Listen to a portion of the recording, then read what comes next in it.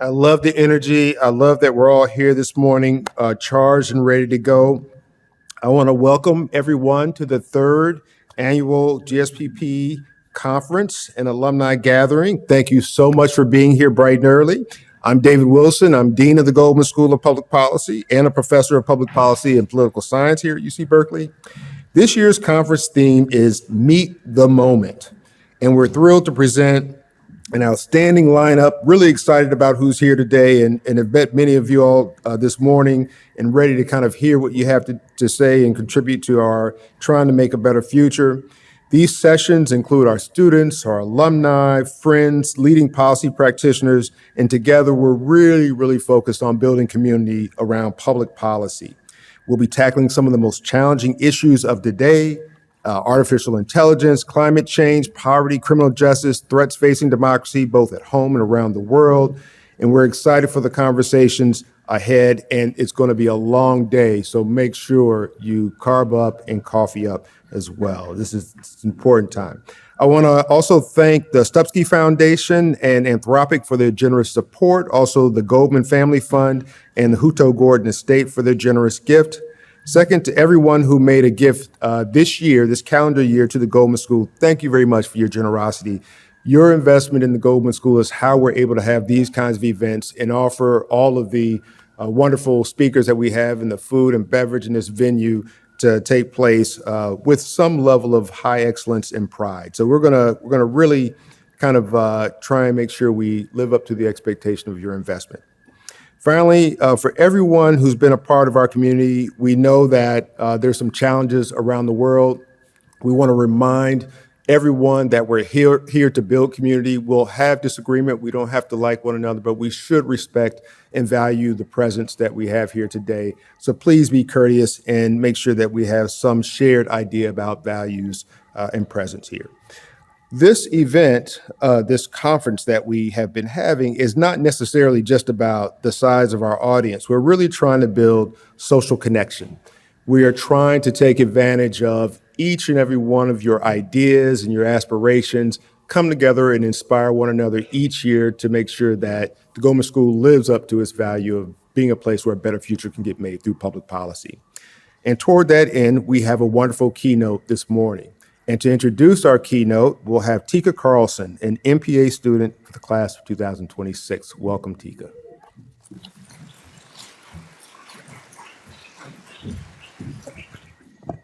Thank you, Dean Wilson. I'm excited to be here with all of you today.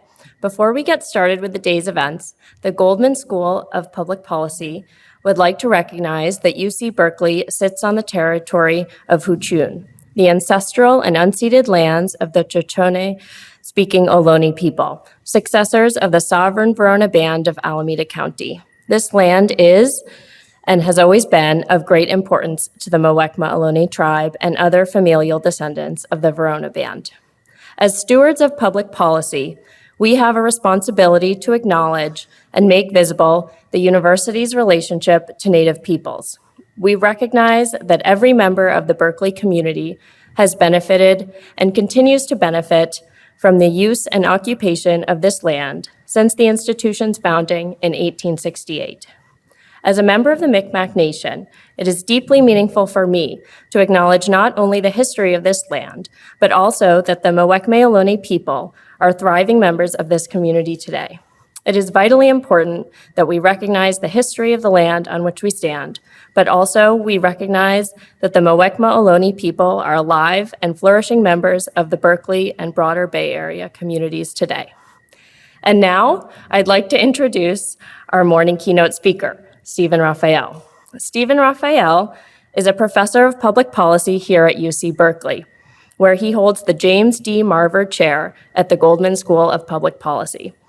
His research centers on the economics of low-wage labor markets, housing, and the economics of crime and corrections. His recent work examines the social consequences of rising U.S. incarceration rates and the racial disparities in criminal justice outcomes. He also conducts research on immigration policy, racial inequality, labor unions, social insurance programs, homelessness, and low-income housing. Professor Raphael's keynote this morning is titled The Disparate Impact of California's Criminal Justice Reforms. Please join me in welcoming Professor Stephen Raphael.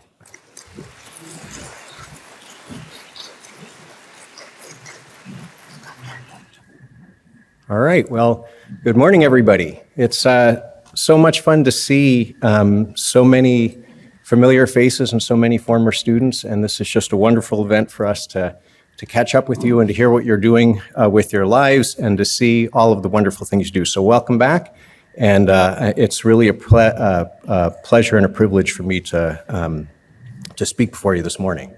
So over the past basically 30 or 40 years, California, like the United States, has gone through big swings in criminal justice policy, where at first we went into a sort of period of increasingly stiff and harsh punishments that resulted in a large increase in the proportion of people that have prior criminal histories and large increases in the incarceration rate, both in prisons and jails.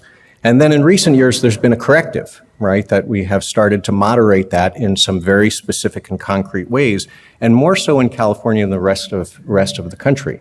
And one of the things when you look really closely at the data that you see is that both the increase and the increase in punitiveness and the decrease in punitiveness have had broad disparate impacts on demographic groups, right? So while incarceration rates have increased for everybody, they've increased the most for males, and they've increased the most in particular for Black males in specific age ranges.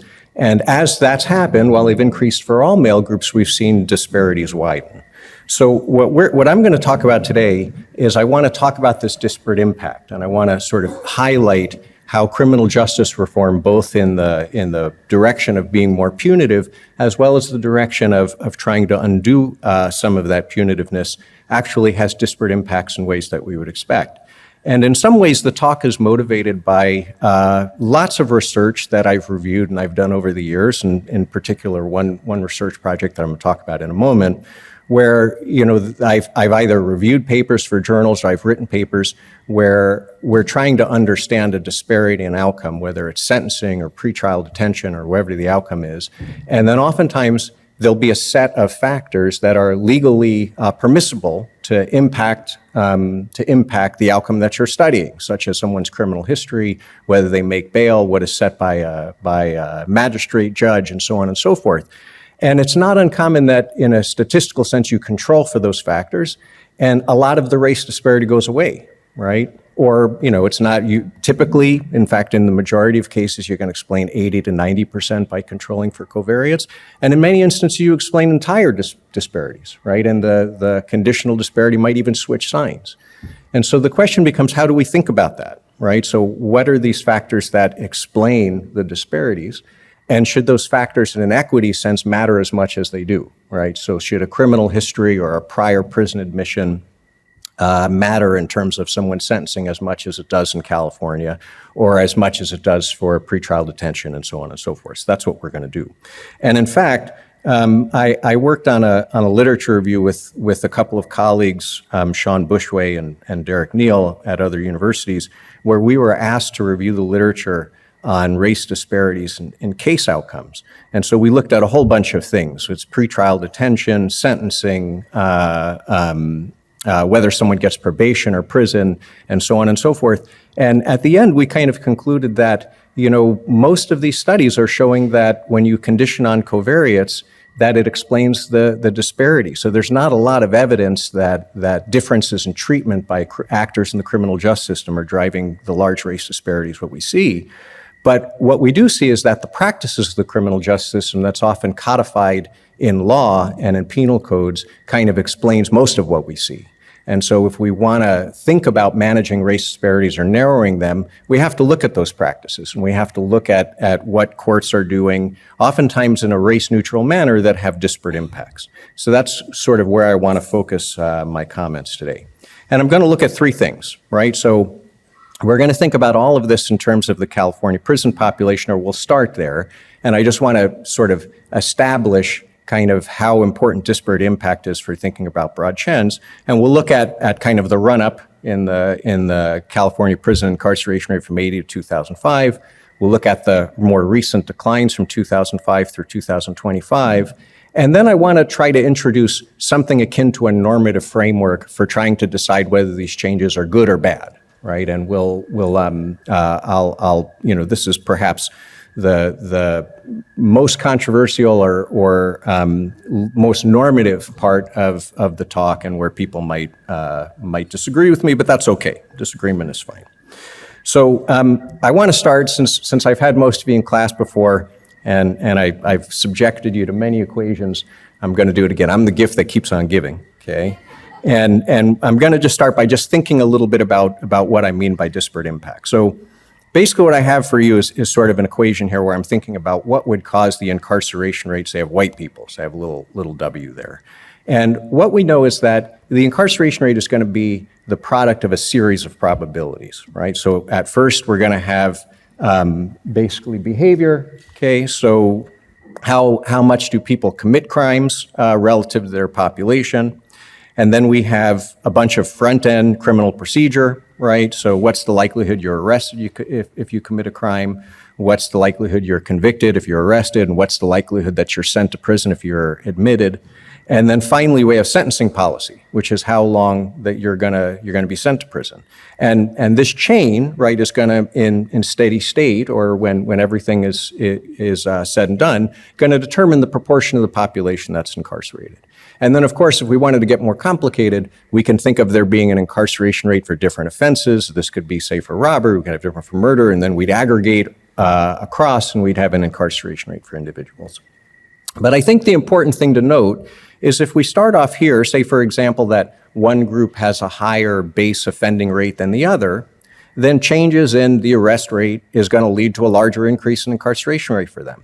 Or an increase in the length of stay is going to lead to a larger increase in incarceration rate for that group.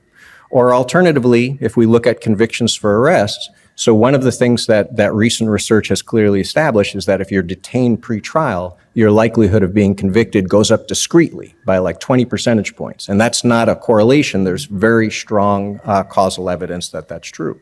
And so if we have one group that's less likely to make bail, okay, and they're more likely to be convicted, then a sentencing reform that tags years on or creates a sentence enhancement or doubles your offense is going to have a bigger effect on the incarceration rate of that group, right? So we can think about disparate impact throughout the system and all sorts of manners by which one group might be disadvantaged to the other, and then a change in a punitive direction will magnify that difference, while a change in the other direction would shrink that difference, right? And that's kind of the heart of what I'm going to talk about, right? Is that, we can have race-neutral punitive shifts, right, that will grow race disparities in incarceration. And we can have race-neutral, that will amplify, and we can have race-neutral shifts away from punitiveness that will shrink them, right? And in fact, when we look at the incarceration for California, that's exactly what we see, right? So let's look at the data.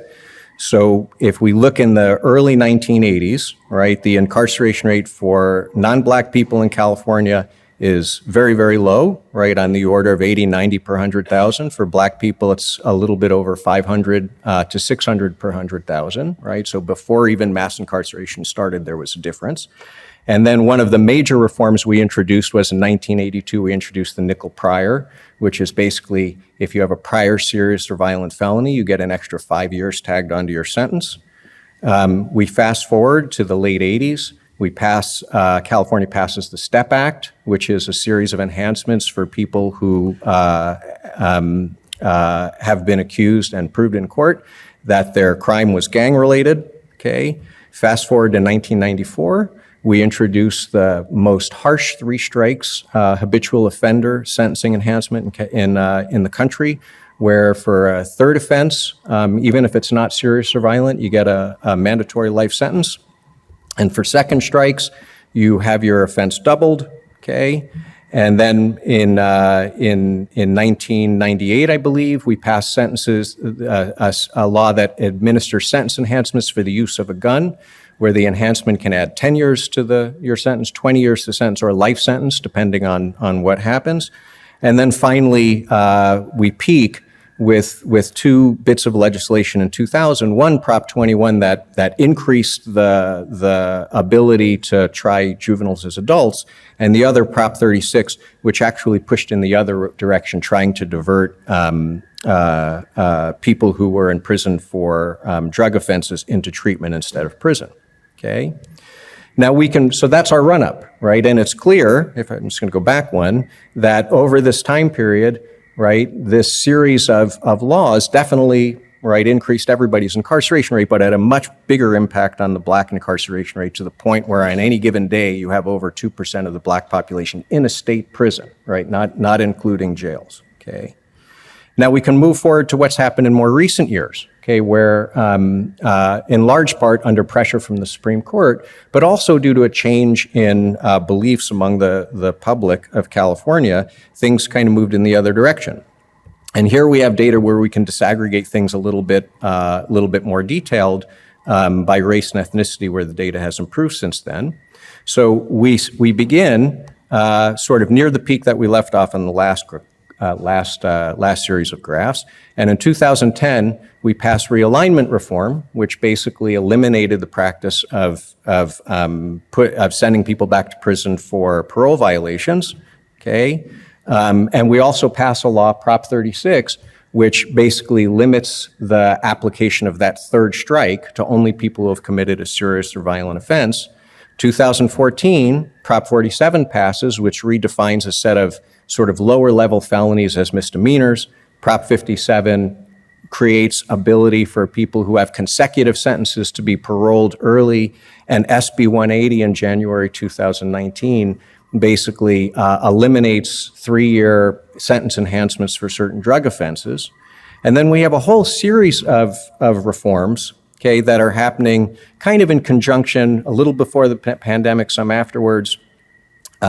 One that basically eliminates the 1-year prior prison sentence, another that provides the ability for judges to strike down that 5-year prior for a serious or violent, a couple of other pieces of legislation that allow the retrospective applications of those resentencing, and then finally our most recent bit, Prop 36, is kind of moving in the other direction where we're starting to sentence. And all in all, right, if we think about what's happened from the peak of incarceration, right, from 2007 to 2024, the white incarceration rate drops by 167 per 100,000. The Black incarceration rate drops by exactly half, right, over this period, and in large part due to these reforms. And then we can see also for Native Americans that the incarceration rate drops, and then for Hispanics, the incarceration rate drops as well, right? So there's a clear disparate impact of all these policies, okay? Okay, so how do we think about these things? I think in Berkeley and at GSPP, most people see these things and say, oh, widening disparities, larger incarceration, that's bad, right? And lower incarceration rates, narrowing disparities, it's good. I think that there are many policy circles in the world and in the American public that look at that and say, well, isn't that just a decrease in enforcement? Are we not holding people accountable? Are we not enforcing the law? And is this necessarily a good thing if it's coming at the expense of a public safety effect? And so what my colleagues and I tried to do is to sort of try to come up with a normative framework for evaluating, right, whether these changes are good or bad, or whether the move towards equity is something that is socially optimal or socially desirable. When you do this, you have to, at first, just articulate what it is you're trying to do when you create a criminal justice system and you have a sentencing structure. And among legal scholars, right, there's a lot of discussion of sentencing in terms of deontological ethics, right, where we think about the difference between right and wrong. And, you know, you have conservative scholars talk about just desserts, retributive justice, restoring the balance of justice and kind of making victims whole by making people pay a price for their deeds. Among more liberal scholars, there's discussion of proportionality, right? That offenses shouldn't be sentences should be proportional to the gravity of the offense. It's very squishy, right? So if you read the National Academy of Sciences report on mass incarceration, proportionality, deontological ethics are offered as a sort of moral justification for reducing incarceration. If you read the Manhattan Institute, okay, recent work on rehabilitation, proportionality and retributive justice is used as an argument for being tougher and incarcerating more people. So we found this to be a very difficult way to think about assessing benefits and costs, or assessing whether something is a good move from a social perspective. So what we tried to do is think about a criteria that would be more utilitarian, okay, and of course I'm an economist, so that's not too surprising, but to assess benefits and costs, and there's quite a bit of thinking in the criminal justice, and that's along these lines. When people talk about deterrence and public safety, they're essentially offering utilitarian objectives. And we came up with the following criteria, right? That the outcome of criminal policy intervention is racially biased. We're trying to define structurally racist practices. If it's not socially optimal, right? So if we can't find benefits that are commensurate with the cost in terms of the policy, and if they add to the racial disparities in case outcome, if they're aggravating a sort of dimension of inequality in society. So when we talk about benefits and costs, we want to define costs in a comprehensive manner. So that includes cost to victims, but it also includes costs of deprived liberty, includes costs of false positives if people are wrongfully convicted, right, and so on and so forth. And we also want to make sure that when we're articulating a value like this, that the costs and benefits don't depend, we're not conditioning on the identity of the victim, right? So, or the identity of the victim or the person who committed the offense who's being punished, right? Now, you might ask, well, how do you measure these things? And that would be very difficult to do. But despite this fact, I think you can at least, if you're guided by sort of this type of utilitarian framework, you can identify policies that clearly don't meet this criteria, and then maybe you can identify policies that would sort of meet this criteria. And so we can at least have a conversation about the relative merits or the different interpretations. So I'll offer 4. I might run out of time before I get all of them. And what I want to do is just offer policies where I think it's clear that it fails this criteria or it would sort of meet the criteria of being a structurally biased policy. And I'll talk about return to custodies for technical parole revocations in California, and then drug and fine delinquency probation revocations in North Carolina.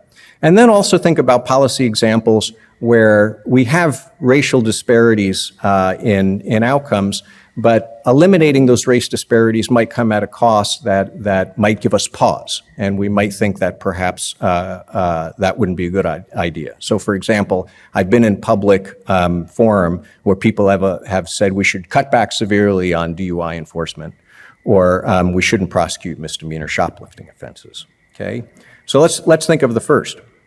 So back to California, the graph in front of you is basically showing admissions to prison by race and ethnicity, where the blue line is for Black people, and then we have other groups below.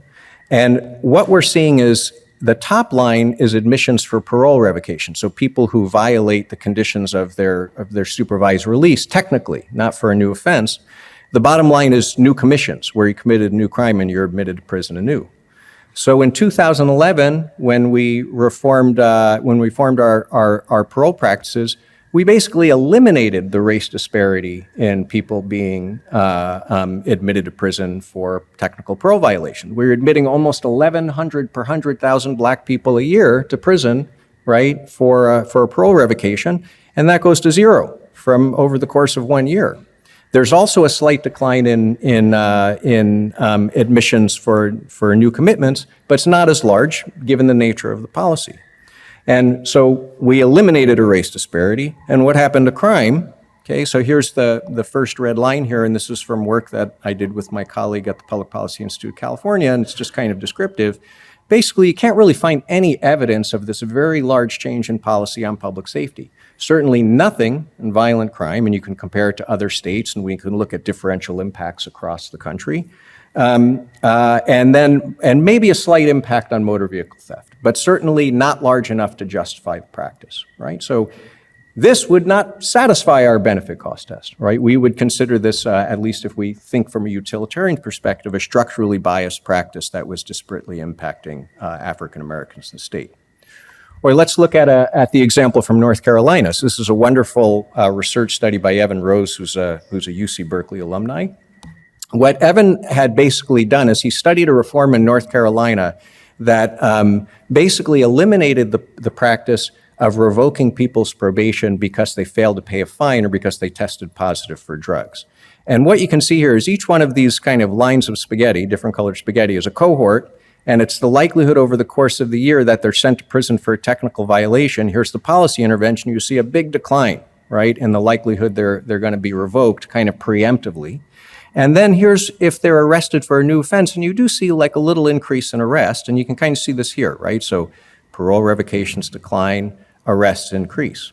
And what Evan noted is he basically, in this very clever kind of complex statistical argument, notes that, well, if we take the ratio of the increase in arrests to the decline in people that are revoked, what you're doing is you're revealing the likelihood that people that would have been revoked would have committed a new offense, okay?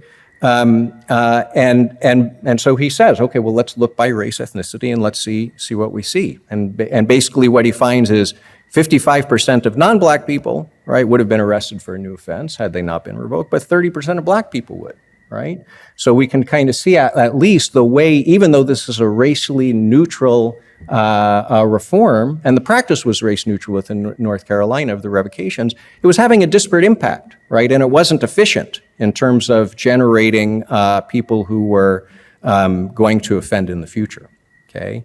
And, if we just look at this top line, it's suggesting either we need to violate more white people, right? And fewer black people, right? Or some combination of the two, but otherwise it's evidence of structural bias. Now I'm running out of time, but the next two examples I was going to show were to look at DUI enforcement, where we know that driving under the influence is actually quite risky, right? And that it's almost the equivalent of kind of shooting a gun into the air, right, in a crowded place. And we have race disparities in who's stopped, who's arrested, who's convicted. When we look at differences when we look at how people are treated when they're stopped, there's not too much difference, right? So 80% of people are convicted by race group. When people are stopped, it's really rare that the police kind of give you a pass and let you go on your way. And we do see a lot of stops where there's race disparities in that outcome. And in this instance, if we were to scale back, chances are we'd have more deaths on the highway, right? So eliminating a race disparity would come at a substantial cost. And I think reasonable people could argue that that might be too high a cost to pay. And then finally, I also had one on prosecution misdemeanors, but I'll leave it there. I think it's important that we articulate, right, both the benefits and costs of our policy change, that we come up with ways to incorporate issues of equity, right, so it's not so benefits and costs aren't the only things we consider, but that we be formal and we try to confront the trade-offs in the policies that we're implementing, because if we don't point them out, other people will, right? And that is currently happening in the current situation. It's happening in the realm of criminal justice reform. And okay, that's all I got to say. I'm over time. All right, thank you. Okay.